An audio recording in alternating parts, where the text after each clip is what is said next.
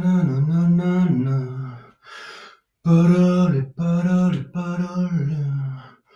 Parole, mots, toujours des mots, que des mots. Ne que des mots. Des mots fragiles, des mots. Oula. Des mots. Poup, poup, poup, poup, poup. Ouh là là. Non, lui, on va le laisser là. Ah. Ça va les gars? Ouais.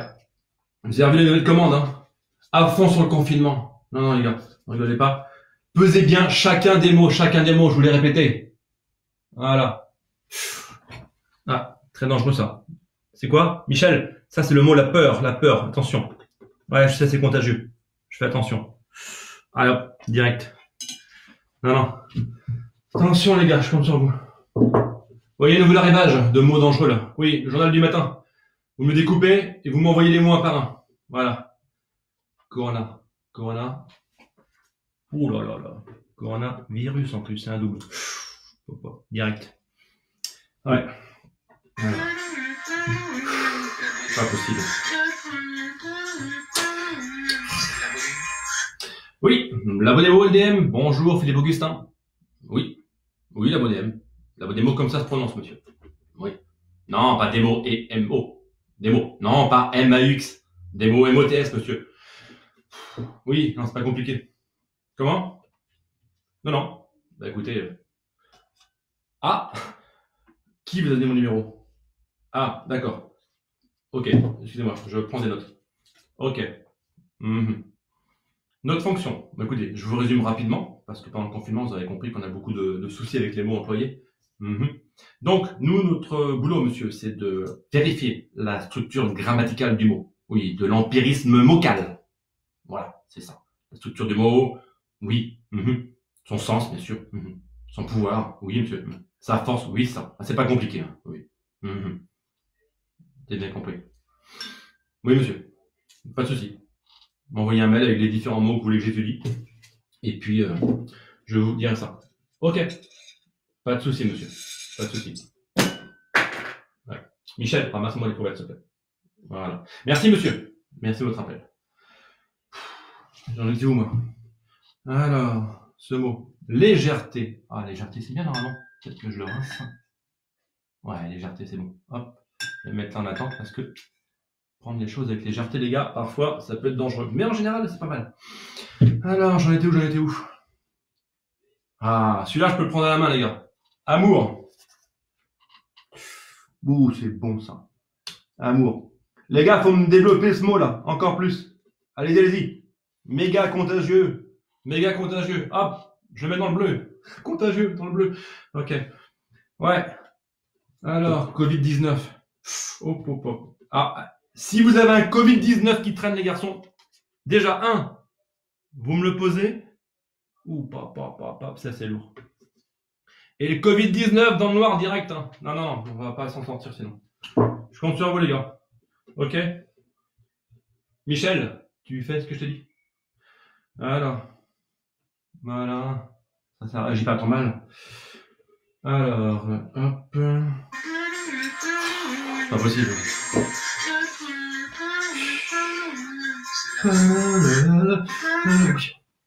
Oui, LDM, bonjour. Philippe Augustin. Oui. LDM comme le labo démo. Oui, comme ça se prononce. Ah, Martine. Oui, Martine. Oui, je veux bien. Martine Chevalière.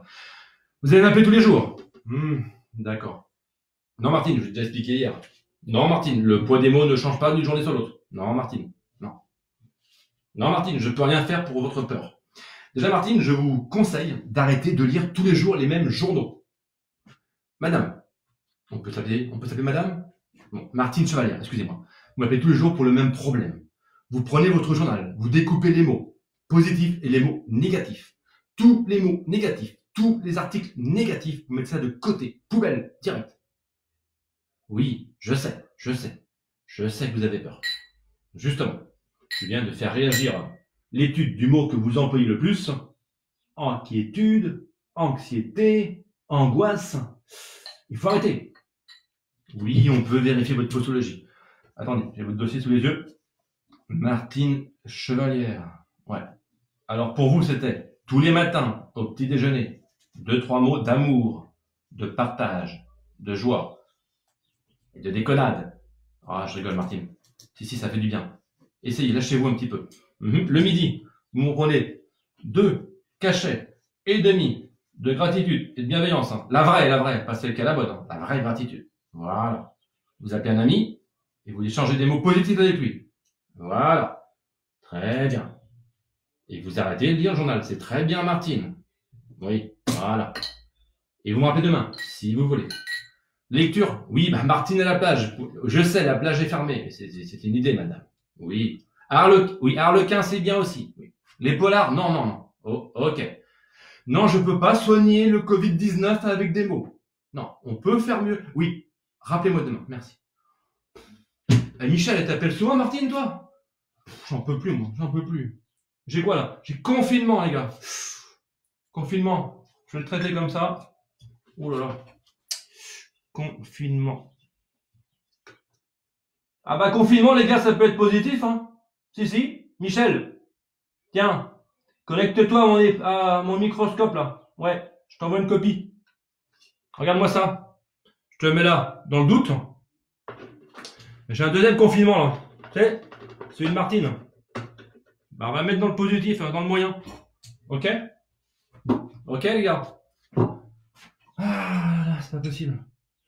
Qu'est-ce que tu fais, Michel, là? Hein? Mais... Non, Michel, c'est pas possible. Michel, je te dis, pas d'expérience sans demander. Non, on ne mélange pas des mots n'importe comment. Non, Michel. Non, Michel, pas de ça. On ne fait pas le confinement avec peur, avec angoisse, avec solitude. C'est n'importe quoi. Michel, qu'est-ce que tu fais? Michel, mais qu'est-ce que c'est que ça? Oh là, Michel. Mais t'as vu la réaction? Mais qu'est-ce que c'est que... Mais non, Michel, c'est pas sérieux. Palale. Vous êtes qui, vous? Michel, oh là. Bonjour, je suis Olivier Bay.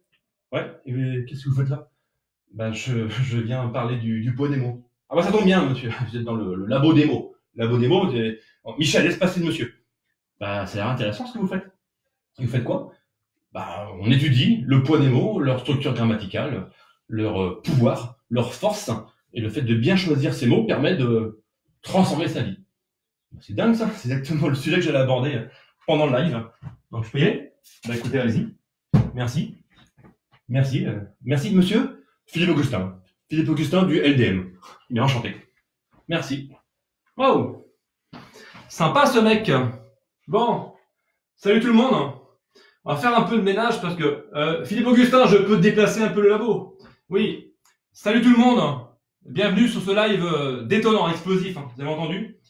Il y a Michel, l'ami de monsieur Philippe Augustin, le laborantin, qui a fait un peu n'importe quoi. Donc je m'autorise exceptionnellement à bouger un peu le décor. Parce que là aujourd'hui, il y avait de la mise en scène.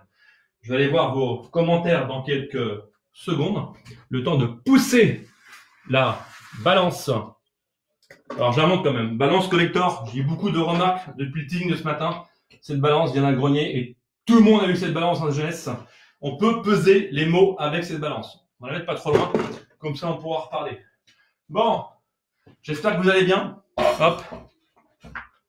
J'adore. Hello. Excellent. En mode Jarry. Ouais, je sais pas si c'est mode Jarry. Le labo des mots. Hop, c'est là. Non, c'est là. Amour et haine. Bah forcément, c'est deux mots différents. Donc, on en parle du poids des mots ou pas? Ceux qui étaient hier sur Radio Ici et Maintenant. Je fais un peu de pub, mais j'en reparle à la fin. Radio Ici et Maintenant, c'est une radio FM 95.2 qu'on peut retrouver même sur Internet et sur l'application radio.fr. Et tous les mardis soirs, je ferai une demi-heure. Ça s'appelle 30 minutes avec Olivier Bay. C'est la radio qui a choisi ce titre. Donc, depuis hier, c'est la première. Et c'était déjà le poids des mots. Et on le refera, le poids des mots, mardi prochain. Aujourd'hui, ce live, donc, avec notre laborantin qui a pesé le poids des mots. Coucou tout le monde, merci de votre participation. Donc, la parole est créatrice. Allez, on y va. Qu'est-ce que vous pensez-vous du poids des mots? Qu'est-ce que vous en pensez? Un mot peut blesser, un mot peut faire du bien, un mot peut être dangereux, un mot peut être toxique, un mot peut être agréable, un mot peut faire du bien. Bref, il y a plein de sortes de mots. Et moi qui adore jouer avec les mots, le titre, la vie, c'est important, tout le monde connaît, forcément, j'adore. Et quand j'entends un mot, souvent je l'entends différemment et j'aime m'amuser avec sa structure, j'aime le faire résonner différemment et j'aime lui donner un pouvoir différent. Donc, qu'est-ce que ça évoque pour vous, le poids des mots? Est-ce que ça vous est déjà arrivé, soit d'être blessé par un mot de quelqu'un, soit de blesser quelqu'un avec vos propres mots? Donc on peut blesser sans forcément s'en rendre compte. On peut blesser de façon maladroite. Ça peut être, j'allais dire inconscient, en tout cas pas intentionné. On peut aussi s'amuser d'un mot. J'en ai parlé à la radio, et tant pis, ça fait un doublon pour ceux qui étaient là hier soir. Le mot, et quand j'insulte quelqu'un, par exemple, je vais employer un mot. Donc là, on avait un mot, je vais prendre un mot très dangereux, là. Ah, oula, il est très dangereux celui-là. Mort, le mot mort. Je peux emprunter le mot, Philippe Augustin, c'est pour les gens du live, voilà. Le mot mort, voilà. Ce mot est très dangereux parce que c'est un mot angoissant, parce que c'est un mot qui fait peur, parce que c'est un mot que beaucoup de gens redoutent et qui les met dans une certaine disposition d'esprit, pas agréable en général. Et donc, la force du mot, c'est la façon dont on va l'interpréter et dont on va le recevoir.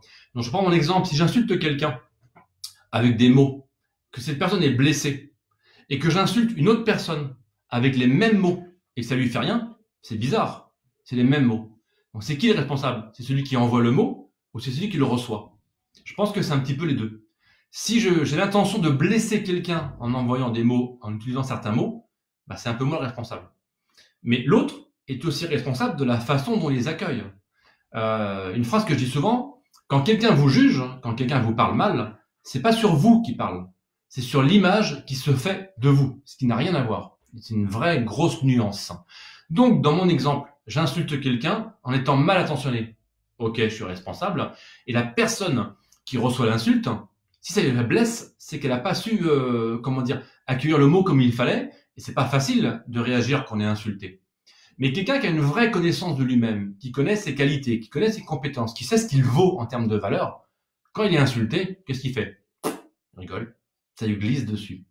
C'est pour ça qu'en fait, quand des mots vous atteignent, quand des mots vous font mal, essayez de prendre de la distance sur le mot. J'ai pas de journal à disposition, là, mais un journal, souvent, je le prends pour symboliser ce qui est lourd. Il y a beaucoup de choses lourdes dans le journal, dans les news, dans l'actu, et particulièrement en ce moment. Les news sur le confinement, elles sont pas spécialement joyeuses. C'est lourd. Si j'éloigne le journal, je prends de la distance, et ça devient plus léger. Ok? Donc, voilà, ça c'est une illustration. Lourdeur et légèreté. Les mots sont lourds, c'est évident. La période actuellement que l'on vit peut être pesante, peut être lourde. Dans le sketch juste avant, on a parlé du confinement. Le confinement, ça peut être un mot positif, mais ça peut être un mot super négatif. Ça peut être un mot qui fait du bien, et ça peut être un mot qui fait du mal, selon la façon dont je vais l'accueillir, selon la façon dont je vais l'utiliser. Si le confinement, c'est que de la contrainte, et en même temps, je le répète à chaque live, personne vit son confinement de la même façon. Pour certains, c'est très très dur, parce qu'ils sont confrontés au deuil, parce qu'ils sont serrés d'un petit logement, etc. Il y a plein de raisons. Donc, je donne aucun conseil, je donne aucune recette, je partage juste mon point de vue, mon avis sur les poids des mots, par exemple. Donc, je reviens au confinement.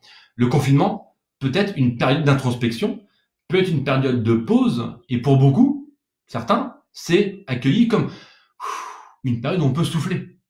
Et puis, à l'inverse, pour d'autres, c'est super lourd, c'est super dark, super sombre, parce que ce mot, ils l'ont pas choisi, et confinement, c'est un mot qu'on n'employait pas avant, et pour eux, c'est synonyme de malaise, de mal-être et de douleur à gérer son quotidien. Alors, une fois qu'un mot est lancé, on ne peut plus le récupérer. Ah, c'est bien ça, j'aime bien ça, Sandra, cette remarque. Effectivement, un mot qui est lancé, on peut plus le récupérer. C'est comme la notion du temps. On peut pas économiser du temps. Le temps, je peux pas dire, tiens, je vais le mettre de côté et je vais le consommer plus tard. Un mot, on peut se le mettre de côté dans la tête, on peut réfléchir à ce qu'on va dire, mais quand il est lancé, effectivement, Sandra, on peut plus le récupérer. Et quelle que soit l'intention qu'on lui a donnée. Je dis, salut pauvre, tu es pauvre con ou tu es le grand con. On m'appelait grand con à l'époque. Selon la personne qui me le disait, je savais que c'était soit une insulte, soit affectif. Salut grand con, j'ai des potes, peut-être qu'ils me regardent ce soir. Et salut Momo, tu me dis grand con. Et grand con, ça voulait dire c'était affectif. C'était mode déconnade. Un mec que je connais pas qui m'appelle comme ça, tiens, le grand con, peut-être que je le reçois pas de la même façon. Dans les deux cas, Sandra, le mot était envoyé, mais moi, selon la personne qui me le donne, selon la personne qui me l'envoie, selon le contexte, c'est pas le même impact. Des mots peuvent créer un point d'ancrage négatif qu'il faut ensuite soigner en thérapie pendant des années. Exactement. Dans l'éducation, bon, j'étais prof pendant 20 ans, mais quand j'ai éducation, enseignant, les parents, le rapport professionnel entre un supérieur hiérarchie et un collaborateur, un employé, des mots peuvent blesser et créer effectivement cet ancrage négatif, comme dit Christine. Quelqu'un qui va vous humilier en public, quelqu'un qui va vous rabaisser, vous êtes bon à rien, t'es nul, tu sais rien faire, qui vous met sans arrêt le doigt sur ce qui va pas. Il y a beaucoup de profs, majoritairement, qui vont parler des erreurs en rouge, mais qui vont pas parler de tout ce qui est beau, qu'on pourrait mettre en bleu, en rose, en n'importe quelle couleur. Le rouge à l'école, c'est tout ce qui va pas. On rend un devoir, ça c'est pas bon, ça c'est pas bon, c'est pas bon. On dit pas ce qui va bien. On dit pas ce qui a été bien répondu. C'est à l'élève de faire la traduction. Tiens, j'ai 12, donc j'ai perdu 8 points, mais j'ai quand même 12 points. Donc c'est une question aussi de focus, d'intention, c'est sur quoi je vais porter mon attention. Et donc l'ancrage négatif dont parle Christine, quelqu'un qui va vous manipuler dans le boulot ou qui va vous rabâcher sans arrêt dans votre éducation les mêmes t'es un bon à rien, tu sais rien faire, pour qui tu te prends, qui va vous rabaisser, qui va vous affliger de mots comme ça négatifs, forcément on fait le buvard et on est ancré, on est plombé par ces mots-là et évidemment on les transporte avec nous. Et puis un jour, par une thérapie, il faut les faire sortir. Petite parenthèse, j'accompagne parfois, de façon plus ou moins régulière, et je fais un coaching sur les mots, MOTS, qui provoquent des mots MAEX. Les mots qu'on emploie sont des indicateurs de comment fonctionne notre subconscient.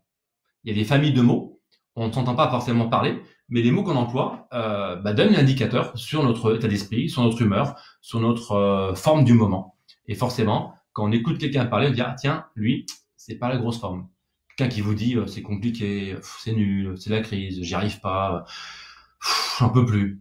Et quand un autre vous dit ah, il fait beau, belle journée, ah, je suis sympa, ah là là, qu'est-ce que je vais pouvoir faire aujourd'hui, encore plein d'espoir, ah, j'ai du temps pour moi, ça va être génial, ah, je vais lire un nouveau bouquin, ah, j'ai vu une super émission.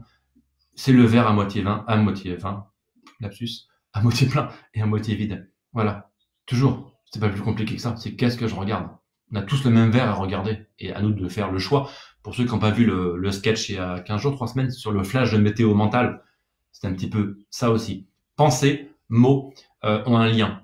D'ailleurs, je vais enchaîner là-dessus. Les mots qu'on emploie ont forcément un impact corporel. Une pensée, elle est toujours mentale.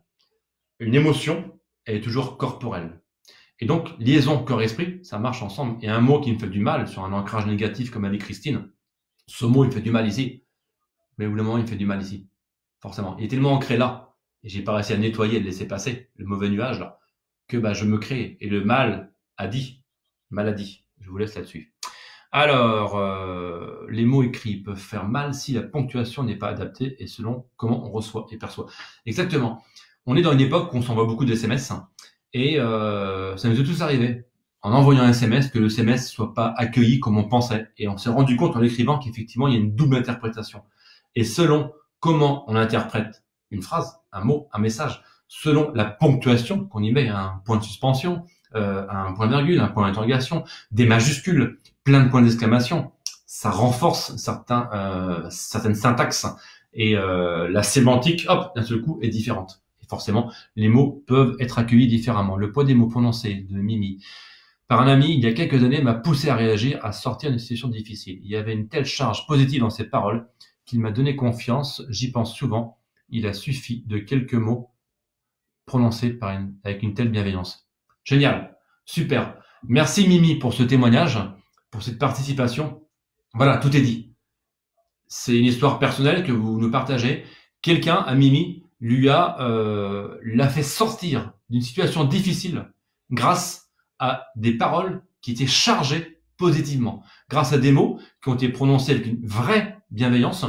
Souvent, j'insiste sur bienveillance et gratitude parce que c'est méga à la mode d'employer ces mots. Mais si on les emploie et qu'on les incarne pas et qu'on ne fait juste que les employer parce que c'est bien, non. Qu'est-ce que je pourrais faire pour illustrer? Quelques années, j'ai vu un événement où quelqu'un était comme ça, gratitude, gratitude, namasté. Et puis je l'ai vu en off, l'autre côté du miroir, et non, il n'était pas spécialement dans la gratitude. Mais là, je pense que pour Mimi, effectivement, cette personne a choisi les bons mots. Donc effectivement, choisir des bons mots peut aider, on peut sauver quelqu'un avec des mots. J'en parlais à la radio, prenez un couteau. Un couteau, je peux manger avec un couteau, je peux partager un repas avec un couteau, je peux couper certaines choses pour subvenir à mes besoins, à ma famille, je suis dans la nature, je peux, etc., etc. Mais aussi avec un couteau, je peux tuer. Je peux faire mal avec un couteau. Alors qu'un couteau peut me sauver. En plongée, on plonge toujours avec un couteau si jamais on se fait prendre dans un filet. Un couteau, c'est pour nous sauver. Le mot, c'est pareil. Le mot peut sauver, le mot peut faire du bien, et le mot peut blesser. D'accord? Je ne fais pas de démo, je ne fais pas un jeu de mots à la Philippe Augustin. Et les mots MOTS ou les mots MAX, effectivement, on ne les entend pas de la même façon. Mon fils a eu beaucoup de problèmes avec son papa. Un jour, il a mis sur son blog « Mon père me traitait de con ». J'ai tout fait pour lui donner raison. Il a fait beaucoup de bêtises. Tout va bien maintenant. Ouf. Voilà, donc je résume un peu son interprétation du message de Christine. Problème de relation père-fils, problème d'autorité, problème d'ego, problème d'éducation, problème multiple entre un père et un fils. Et là, témoignage de Christine, problème de communication. Voilà. Si les mots ne sont pas utilisés à bon escient, si la personne à qui on donne des mots, même avec bienveillance, n'est pas capable de les entendre, c'est dur. La communication, il faut être deux. J'adore l'image, la métaphore du reflet dans le miroir. Prenez un miroir, il n'y a pas de reflet sans miroir. Une communication, c'est ça. Tiens, j'ai une belle image qui me vient, je vous partage. Pour moi, ça résume la vie. Imaginez que vous êtes tous, nous sommes tous, une rive en bordure de rivière. Nous sommes une rive. Et l'autre est également une rive. Entre les deux, il y a un fleuve. Et ce fleuve, c'est la vie qui passe dans un sens ou dans l'autre. Pour passer d'une rive à l'autre, qu'est-ce qu'il faut faire? Il faut construire des ponts. On peut les construire avec des mots, on peut les construire dans la communication. Et les ponts, vous voyez là, c'est de l'amour. Les ponts, c'est de l'amour d'une rive à l'autre pour passer au-dessus du lit de la vie, du fleuve. Voilà. Et donc dans la remarque de Christine, entre le père, le fils, tout s'arrange un jour. Et toute situation s'arrange forcément un jour. Et j'espère qu'entre le fils et le père, dans l'histoire de Christine, aujourd'hui c'est du passé, parce qu'ils ont appris à communiquer et à faire un pont de mots entre les deux rives. Voilà. Est-ce qu'il y a d'autres messages? Il est déjà 25 ans. Si vous avez des réactions par rapport aux mots, il y en a qui ont raté le début. T'inquiète PA, alors je te dis que pour toi, il s'appelle Philippe Augustin. Le personnage, tu iras voir au début, les replays vous permettent de voir le début du sketch. Et sinon, dès demain, sur la chaîne YouTube. Tiens, je fais une petite parenthèse. Donc, ceux qui découvrent le concept La vie, c'est important. C'est un spectacle que j'ai créé il y a 2 ans, inspiré de mon parcours, de mes 21 métiers en 20 ans. Et je pars du postulat que l'habit fait le moine. Et à chaque fois, en conférence, en spectacle, en séminaire, dans des écoles, des entreprises, ou ici, pendant le confinement en live, j'interprète un personnage pour capter l'attention, pour amener une notion, et puis après on en parle, que ce soit en posture conférencier ou en live comme ça. Donc allez sur la page La vie c'est important, likez, partagez. Dès demain, sur ma chaîne YouTube Olivier Bay, vous retrouvez cette vidéo. Donc là, il y a 5 épisodes. Ce soir, c'est le 6e, il apparaîtra demain. Il y a une playlist, La vie c'est important versus confinement. Vous pouvez vous abonner également sur la chaîne pour être informé. Puisqu'on a la petite séquence réclame, j'ai dit au début, depuis hier, je fais une nouvelle émission de radio. C'est même ma toute première émission de radio. J'ai été invité X fois, mais là, on me proposait l'antenne.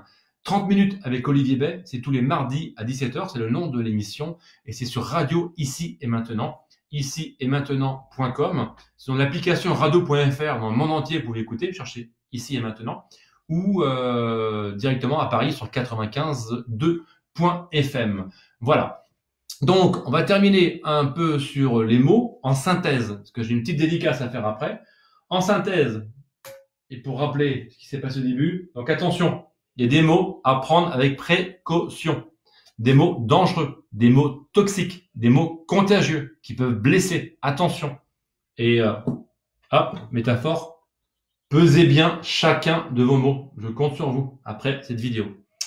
Et puis il y a des mots où là on peut les prendre à la main, ça c'est marqué amour. Ils sont super contagieux également, mais c'est pas grave. On peut le donner et aucune protection à prendre, aucune distanciation. Le mot amour, on le prend, on le met, hop, tiens, je vais mettre dans ma poche, je pars avec. Ok? Donc, voilà, en résumé, les mots que vous employez ont des impacts différents, ont de la force, ont des pouvoirs, ont une vibration. Un mot, c'est une chose. Et qu'un mot, on peut faire du mal, mais qu'un mot, on peut faire du bien.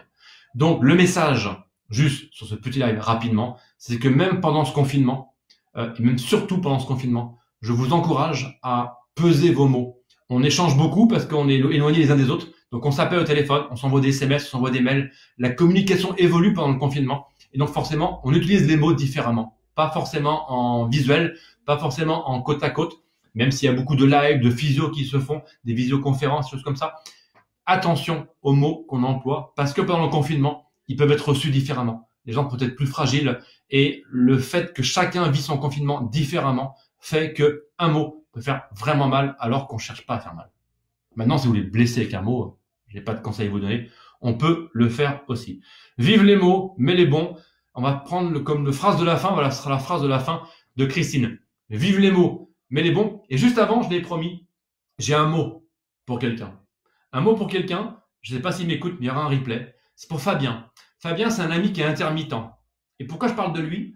Parce qu'il y a beaucoup d'artistes qui ont fait des lives, plein d'artistes connus, je ne cite pas les noms, qui font des lives toutes les semaines, qui chantent, qui proposent et qui nous demandent de participer, demandent de contribuer à plein de causes. Beaucoup d'artistes sont présents, mais toute l'année, ces artistes-là n'existent pas sans les gens de l'ombre, qui sont aussi des intermittents. Il n'y a quasiment eu aucun mot sur les intermittents, je n'ai pas entendu, depuis le début du confinement.